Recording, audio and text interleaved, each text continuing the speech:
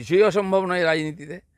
আর নাইডু আর নীতিশবাবুর মতো পল্টুরাম যারা আছেন তাদের উপরে ভরসা করা তো বেমানি, আমরা দেখেছি ঠকতে হয়েছে। কিন্তু রাজনীতি বাধ্যবাধকতা থাকে, তারা বিজেপির সমর্থনে জিতে আসেন আর বিজেপিকে ছেড়ে অন্যের সঙ্গে হাত মেলান। সেইটা আসবে কি না সেটা পার্টির সর্বোচ্চ নেতৃত্ব দেখবেন, দেখার লোক আছে আমাদের। আর মমতা ব্যানার্জির কথায় কেউ কোনোদিন বিশ্বাস করেনি।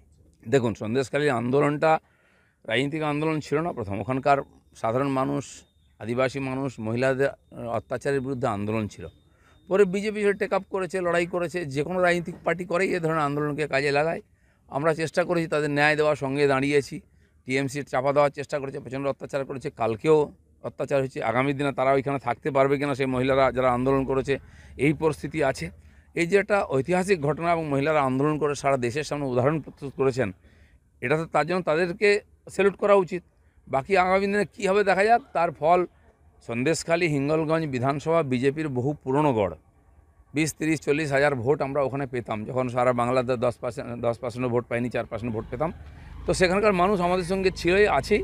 কিন্তু আরও ভালো হওয়া উচিত ছিল রেজাল্ট, সেটা হয়নি। সারা পশ্চিমবাংলা তথা ভারতবর্ষও নেগেটিভ হয়েছে।